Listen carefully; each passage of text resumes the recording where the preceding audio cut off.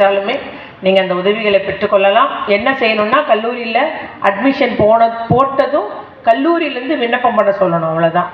ஆகவே அந்த உதவித்தொகையை நீங்கள் பெற்றுக்கொள்ளலாம். அதுபோல் மகளிர் உரிமை தொகையுமே நம்முடைய முதலமைச்சர் அவர்கள் உங்களை போன்றோருக்காக அந்த திட்டமே, யாருக்கு தேவை இருக்கிறதோ, மாதம் 1000 ரூபான்றது யாருக்கு உபயோகமாக இருக்கிறதோ, உதவியாக இருக்கிறதோ அவர்களுக்குத்தான் அந்த உதவித்தொகை என்று கூறி தான் அந்த உதவித்தொகை இல்லை, உரிமை தொகை என்று வழங்கி வருகிறார்கள்.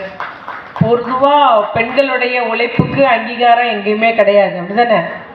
எங்கேயுமே கிடையாது. ஒரு காலத்தில் நமக்கு ஓட்டு போட கூட உரிமை கிடையாது, ஆண்கள் மட்டும்தான் ஓட்டு போடுவாங்க, பெண்களுக்கு கிடையாது. ஆனால் 1921 தான் நமக்கு ஓட்டுரிமையே இப்போ கிடைச்சது. அது தமிழ்நாடு அதனுடைய பெரும் பங்கு உண்டு, நீதி கட்சியினுடைய பங்குலாம் உண்டு, நமக்கு ஓட்டுரிமை கிடைச்சிது. அப்புறம் பிள்ளைகளை, பெண் குழந்தைகளை படிக்க விடுறதில்லை, கல்வின்றது மறுக்கப்பட்டது, நமக்கு ஒன்றும் கிடையாது. ஆனால் இப்போ படிப்படியாக நம்முடைய தமிழ்நாட்டில் உள்ள எத்தனையோ தலைவர்கள் இதற்காக பாடுபட்டிருக்காங்கன்னு சொல்லலாம். அதில் தந்தை பெரியார், பேரறிஞர் அண்ணா, டாக்டர் அம்பேத்கர் அவர்கள், இவ்வாறு எவ்வளோ பேர் பெரும்பாடுபட்டு பெண்களுக்கு உரிமை கொடுக்கணும், பெண்களுக்கு நம்ம கல்வி கொடுக்கணும், அவர்களும் ஒரு உயிர் அப்படின்னு நம்மளை போல ஒரு மனுஷி அப்படின்றத உணர்ன்றதுக்காக எவ்வளவோ மாற்றங்கள் பண்ணிக்கிட்டே வரும். அதுக்கு அரசு சட்டத்தின் மூலம் செஞ்சாலும் சமூக மாற்றம்ன்றது ஏற்பட வேண்டியது இருக்குது. ஒட்டு மொத்தமாக நான் என் பிள்ளைக்கு சொல்லிக் கொடுக்கணும், என் பையனுக்கு பெண்ணை மதிக்கணும், பெண்களை மதிக்க கற்றுக்கொள்ளணும், அவங்களும் சம உயிர் அப்படின்றத நினைக்கணும். அவங்களுக்கு அநேகர் ஆண்கள் எனக்கு ஒரு 10 ஏக்கர் விவசாய நிலம் இருக்குது, ஒரு 2 வீடு வச்சுருக்கேன்ற மாதிரி என் மனைவிக்கும், எனக்கு ஒரு மனைவி இருக்கா, அவளுக்கு ஒரு 50 பவுன் நகையோடு இருக்கான்ற மாதிரி ஒரு சொத்தில் ஒன்றா தான் கருதி சொல்கிறாங்க. அவளுக்கு உரிமைன்றது இல்லை. நம்ம கேட்குறது ஏதாவது முடிவெடுக்கிறதுல நம்ம ஆலோசனை கேளுங்கன்னு தான் நிறைய வீட்டு பெண்கள் போராடுறாங்க.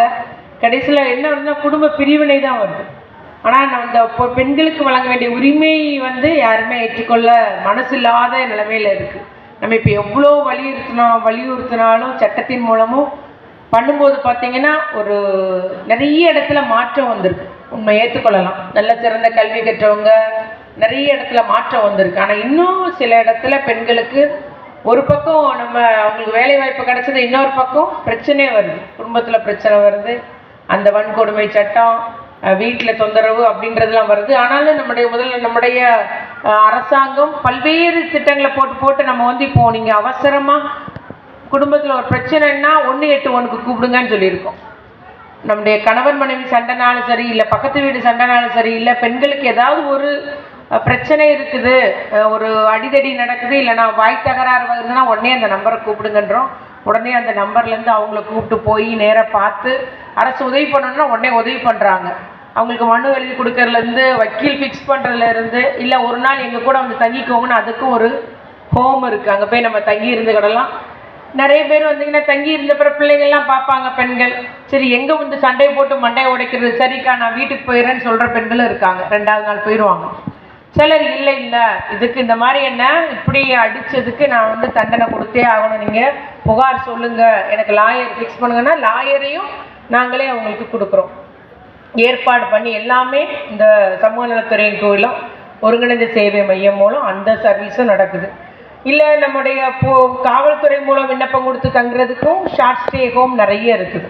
5 நாட்கள் வரைக்கும் நம்ம அங்கே தங்கிக்கிட்டு பிரச்சனைக்கு ஒரு தீர்வு கண்டுட்டு கூட மறுபடி காவல்துறையை நம்மளை இணைச்சி வைக்கிற இடங்களும் இருக்குது. இல்லை நம்ம வழக்கு தொடக்கனா வழக்கும் தொடறாங்க. இவ்வாறு நம்ம பெண்களுக்கான அந்த பாதுகாப்புக்கு நிறைய சட்டங்கள் இருக்குது. அது நம்முடைய முதலமைச்சர் இப்போ பெண்களுக்கு எதிரான அந்த குற்ற செயலில் ஈடுபடுறவங்களுக்கான தண்டனையை அதிகரிச்சிருக்காரு. இப்போ 10 ஆண்டு கடுங்காவலில் இப்போ 20 ஆண்டு, புரியுதுங்களா? அந்த மாதிரி 2 மடங்காக தண்டனையெல்லாம் அதிகரிச்சு அந்த சட்டம் ஒரு சட்டம் மேலே ஒன்றிய அரசுக்கு அனுப்பி வச்சிருக்கு, ஒரு சட்டம் அமுல்படுத்தியாச்சு நம்முடைய முதலமைச்சர் அவர்கள். இவ்வாறு பெண் சமுதாயம் முன்னேறினால் நம்முடைய தமிழ் சமுதாயம் முன்னேறும். பெண்கள் கல்வி கட்டால் அது அந்த வீடே கல்வி கற்ற மாதிரி, உடனே அவங்க பிள்ளைகள்லாம் படிக்க வச்சுருவாங்க. அவங்க பிள்ளைகளுக்கு வேலை என்னோட மேலே இருக்கணும் தான் நம்முடைய தமிழ்நாட்டில் உள்ள எல்லா பெண்களும். என்னோட என் பிள்ளை எனக்கு மேலே படிக்கணும், எனக்கு மேலே உயர்ந்த நிலையில் இருக்கணும் தான் எல்லாரும் வேலை பார்க்கணும். உண்மையா இல்லையா? நிறைய பேர் பார்த்தீங்கன்னா எனக்கு ஆச்சரியமாக இருக்கும், 5 வீடு 6 வீடு கூட வேலை பார்த்து தான் பிள்ளைய சிபிஎஸ்சி ஸ்கூலில் தான் நான் படிக்க வைக்கிறேன் அப்படின்னு பெருமையாக சொல்லுவாங்க.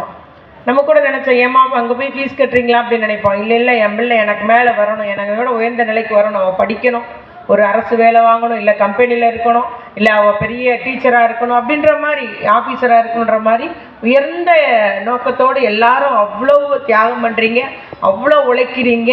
அதனால் இந்த ஒரு சமுதாயத்துக்கு ஒரு அங்கீகாரம் கொடுக்கணும். இந்த பெண் சமுதாயத்தை வந்து முன்னேற்றும் போது நிச்சயமாக தமிழ்நாட்டில் பொருளாதார வளர்ச்சி ஏற்படும், எல்லா வளர்ச்சியுமே ஏற்படும். இப்போ அடுத்த கட்டமாக என்ன செய்கிறாங்கன்னா, சுய உதவி குழுக்களுக்கு உதவி பண்ணுறாங்க, கடன் கொடுக்குறாங்க தொழில் தொடங்க. நிறைய பெண்கள் இப்போ தொழில் தொடங்குறாங்க. பெண் தொழில் முனைவோரை உருவாக்கணுன்றது முதலமைச்சருடைய அடுத்த கட்ட திட்டமாக இப்போ அதற்கு நிறைய கடன் வாங்குறாங்க. நான் அதான் பெண்கள்கிட்ட சொல்கிறது, கடன் தொழில் முனைவோர் நாங்கள் தொழில் செய்ய போகிறோன்னு வாங்குகிற கடனை தயவுசெய்து தொழில் செய்யுங்க. தொழில் செய்யும்போது உடனடியாக லாபம் வந்துடாது, கொஞ்சம் லாபம் உடனே கிடைக்கும். ஆனால் ஓராண்டில் நீங்கள் எதிர்பார்க்குற லாபம் வரும். அதனால் தொழில்னு சொல்கிறது நம்ம கொஞ்சம் பொறுமையாக இருந்து கவனமாக பண்ணிகிட்டே வந்தோம்னா நமக்கு நிச்சயமாக லாபம் வரும். படிப்படியாக அப்புறம் லாபம் அதிகரிக்கும் போது நம்ம முழுமையாக நம்ம அதில் ஈடுபடுத்திக்கிட்டோம்னா நிச்சயம் லாபம் வரும்.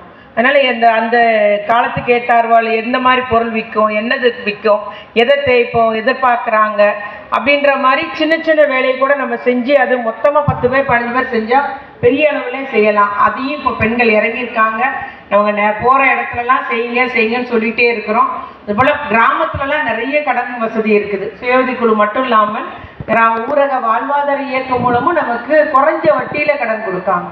திருப்பி செலுத்தோ மறுபடியும் கூட வாங்கிக்கலாம் அப்படின்ற மாதிரி 6% வட்டியில் 40,000 முதற்கொண்டு கொடுக்குறாங்க. நீங்கள் எந்த செக்யூரிட்டி கொடுக்க வேண்டாம், கடன் எதுவுமே சொத்து வைக்காமலே நம்ம வந்து கிராமப்புறத்தில் ஈஸியாக கடன் வாங்க முடியும். இவ்வாறு நம்ம கடன் வாங்குற அந்த அமௌண்ட்டையும் அந்த தொகையையும் நல்ல முறையில் பயன்படுத்தும் போது நிச்சயமாக நம்ம வந்து முன்னேற முடியும். அதே போல் பெண்களை வந்து நீங்கள் எல்லாரும் படிக்க வச்ச பிள்ளைங்கள்லாம் பார்த்தோம், நல்லா படிக்கிறாங்க, பிள்ளைகளை படிக்க வைக்கிங்க. பிள்ளைகளை கண்காணிப்பதும் தாய்மாருடைய ஒரு கடமை தான், நம்ம தான் பண்ண முடியும். நான் தான் சொல்கிறேன், நான் பண்ணணுமா அப்படின்னு நினைக்காதீங்க, நம்ம தான் பெண்களால் தான் முடியுன்றது நீங்கள் மனசில் வச்சுக்கோங்க. யாரை பார்க்குறான், நண்பர் யார், ஸ்கூல் முடிச்சு வீட்டுக்கு வந்துட்டானா, காலேஜ் முடிச்சு ஒழுங்காக வீட்டுக்கு வரானா, எங்கே என்னன்ற மாதிரி அந்த கண்காணிப்பு நம்ம பிள்ளைங்க மேலே வச்சாகணும். அது நிச்சயமாக பிள்ளைகளுடைய பாதுகாப்புக்கும் ஒரு முக்கிய பங்காட்டும், அவங்க அதுபோல் அவருடைய கல்வியில் உயர்றதுக்கும் ஒரு பங்காட்டும். அதனால் பெண்களுக்கு அந்த பிள்ளைகளை கண்காணிக்கிற பணியும் நமக்கு இருக்குன்றதை நீங்கள் மறந்து விடாதீர்கள் என்று கூறிக்கொண்டு, அதுபோல் இந்த ஒரு வாரியம் வீட்டு வேலை செய்யும் பெண்களுக்கான இந்த வெல்ஃபேர் ட்ரஸ்ட், அதாவது அந்த வாரியம் வந்து இந்தியாவிலேயே தமிழ்நாட்டில் தான் முறையாக செயல்படுகிறது. அது நம்முடைய கலைஞர் அவர்கள் தொடங்கி வைத்த அந்த வாரியம் பணிபுரியவர்களுக்காக தொடங்கப்பட்ட கிட்டத்தட்ட 13 வாரியத்தில் இது ஒரு வாரியமாக இருந்து செயல்படுகிறது. இன்னைக்கும் இந்தியாவிலே தமிழ்நாட்டில் தான் சிறந்த முறையில் செயல்படுகிறது. என்னதான் நம்ம வந்து இன்னைக்கு அங்கீகாரம் கிடைக்கலன்றதுக்காக அவங்க கீதா அம்மா சொன்னாங்க, கீதா ராமகிருஷ்ணன் மேடம் சொன்னாங்க, நாங்கள் சுப்ரீம் கோர்ட்லலாம் ஜட்ஜ்மெண்ட் வாங்கியிருக்கோமா, தீர்ப்பு வாங்கி வச்சிருக்கிறோம், இதுக்குன்னு ஒரு தனியாக ஒரு சட்டம் ஏற்றணும் வீட்டு வேலை செய்கிற பெண்கள் வாரியத்துக்கு அப்படின்னு சொன்னாங்க.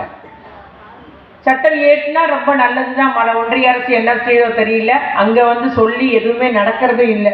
ஆனால் நிச்சயமாக நம்முடைய முதலமைச்சர்கள் தமிழ்நாட்டில் 4 வருஷமாக அவங்க வந்து மத்தியில் ஒன்றிய அரசு எவ்வளோ ப்ரெஷர் கொடுத்தாலும் சரி, லேபர் டிபார்ட்மெண்ட்டுக்கெல்லாம் நீங்கள் இதெல்லாம் இப்படி இருக்கக்கூடாது, அப்படி இருக்கக்கூடாது, இந்த 4 தான் இருக்கணும், மொத்தமே 4 வாரியம் தான் இருக்கணும்லாம் இடைஞ்சல் கொடுத்தாலும் நம்முடைய முதலமைச்சர் அவர்கள் இல்லை எப்போதுமே கலைஞர்கள் தொடங்கிய அத்தனை வாரியங்களும் செயல்படும், அத்தனை வாரியங்கள் நலத்திட்டம் கொடுப்போம்னு சொல்லிட்டு நம்ம வாரியம் இன்னைக்கு தமிழ்நாட்டில் செயல்பட்டு இருக்குன்னு அது காரணம் நம்முடைய முதலமைச்சர் அவர்கள். ஏன்னா கலைஞர் தொடங்கிய வாரியம் சொல்லிட்டு நம்ம ஒன்றிய அரசுக்கு ஒத்துக்கல, இந்த வாரியங்கள்லாம் செயல்படும் அப்படின்ற மாதிரி எல்லா வாரியங்களும் செயல்பட்டு வருகிறது. அதில் இதுவும் ஒன்றாக இருக்கிறது என்பதை நான் கூறிக்கொண்டு, அதுபோல் மேடம் சொன்னாங்க, கீதா ராமகிருஷ்ணமும் கிளாரம்மா சொன்னாங்க, தமிழ்நாட்டிலையும் எங்களுக்கு மனு கொடுத்துருக்குறீங்க இல்லை, தமிழ்நாட்டிலேயே அந்த சட்டத்திட்டத்தை நீங்கள் கொண்டு வரணும்னு சொல்லிட்டு நிச்சயமாக நான் அதை துறை அமைச்சருக்கும் நம்முடைய முதலமைச்சருடைய கவனத்திற்கு எடுத்து சொல்கிறேன் என்று கூறிக்கொண்டு, கல்வி தான் இங்கே பற்றி நிறைய பேசினாங்க, கல்வி தான் முக்கியம். உண்மைதான், கல்வி வந்து நமக்கு அதை யாரும் நம்மகிட்ட இருந்து எடுத்துக்கிட முடியாது. படித்த கல்வி அந்த நம்ம பெற்ற அறிவு நம்மளே தான் இருக்கும். அதை வந்து நம்ம படிக்கும்போது நல்ல முறையில் அறிவாற்றல் மிக்கவர்களாக இருக்கணுன்ற மாதிரி படிக்கணும், நம்ம நல்ல முடிவு எடுக்கணுன்றது மாதிரி சொல்லணும். குறிப்பாக நம்ம பிள்ளைங்களை செல்ஃபோனில் நேரத்தை கடத்தாத, கொஞ்சம் நேரம் செல்ஃபோன் பாரு, தப்பு இல்லை. அதே போல் நம்ம மற்ற பொழுதுபோக்கு அம்சத்துக்காக மட்டுமே அதிக நேரம் செலவிடாமல் படிப்பதற்கும் நம்ம அறிவாற்றல் வளர்த்து கொள்வதற்கும் தாய் தகப்பனுக்கு உதவுவதற்கும் புக்கு வாசிப்பதற்கெல்லாம் நேரத்தை வச்சுட்டு கொஞ்ச நேரங்களில் நம்ம வந்து டெலிஃபோன், அந்த டெலிவிஷன், ஃபோனை எல்லாம் உபயோகப்படுத்திக்கலான்ற மாதிரி நம்ம பிள்ளைகளுக்கு எல்லாம் சொல்லிக் கொடுத்து அவர்களை ஒழுங்குபடுத்த வேண்டிய காலத்தின் கட்டாயமாக இருக்கிறது என்பதை நான் இங்கே கூறிக்கொண்டு, என்னதான் பரிணாம வளர்ச்சியினால் நம்ம காலத்துக்கு ஏற்றாற் போல் எல்லாருமே இப்போ சோசியல் மீடியா பார்க்க வேண்டியது இருக்குது. சோசியல் மீடியாவால் நிறைய இன்ஃபர்மேஷன் கிடைக்குது. ஆனால் அந்த தகவல்கள் உண்மையா என்பதை அறிந்து கொள்ளவும் வேண்டியது இருக்குது. பொய்யான தகவல் நிறைய விஷயத்தில் பரப்பப்படுகிறது. ஏன்னா மகளிர் உரிமை தொகை விடுபட்டவங்களுக்கு போன மாதமே ஒரு தகவல் வந்துருச்சு வாட்ஸ்அப்பில் எல்லாம், விண்ணப்பிங்க முதலமைச்சர் சொல்லிட்டாங்க. ஆனால் இன்னைக்கு தான் நம்முடைய முதலமைச்சர் அவர்கள் ஜூலை 15 விடுபட்ட தகுதி உள்ள பெண்கள் விண்ணப்பம் கொடுக்கலான்னு சொல்லியிருக்கிறாங்க. அதனால் விடுபட்டுள்ள நம்மளுடைய சங்கத்தில் உள்ள பெண்கள் வந்து ஜூலை 15 நீங்கள் விண்ணப்பிக்கலாம் என்பதை நான் கூறிக்கொண்டு, இவ்வாறு நம்முடைய முதலமைச்சருடைய ஆட்சியில் பெண்களுக்கான ஒரு திட்டங்களை கொண்டு வரும் இந்த ஆட்சியில் நிச்சயமாக தொடர்ந்து பெண்களின் நிலை மேம்படுவதற்கு உங்களுடைய சங்கங்கள் நிறைய ஆலோசனை, நான் அவனுக்கு சந்திக்கும் போதெல்லாம் மேடம் இப்படி செய்யணும், இது இப்படி பண்ணுங்கன்னு எனக்கு ஆலோசனை தரக்கூடியவர்களாக இங்கே உள்ள அத்தனை பேருடையும் நான் தொடர்ந்து தொடர்பு வச்சிருக்கிறேன். அவங்களும் உரிமையோட மேம் இது சரியில்லை, இது இப்படி இருக்கணும், இந்த பாதுகாப்பு சரியில்லை, ஏன் நீங்கள் அதில் வழக்கு போட்டாகணும் அரசு அப்படின்ற மாதிரி நிறைய எங்களுக்கு தகவல்களை அவருடைய அனுபவத்தை எங்களிடம் பகிர்ந்து கொள்கிறார்கள். தொடர்ந்து அதே போல இந்த அரசு உங்களுக்காக உங்களோடு இருந்து உங்களுடைய கோரிக்கை கேட்கக்கூடிய அரசாக நம்முடைய தளபதியாரின் அரசு செயல்படும் என்பதை மட்டும் கூறிக்கொண்டு, உங்களுடைய கோரிக்கைகளை நான் முதலமைச்சர் கவனத்திற்கு எடுத்து சொல்கிறேன் என்று கூறி உங்களிடமிருந்து விடைபெறுகிறேன். நன்றி, வணக்கம்.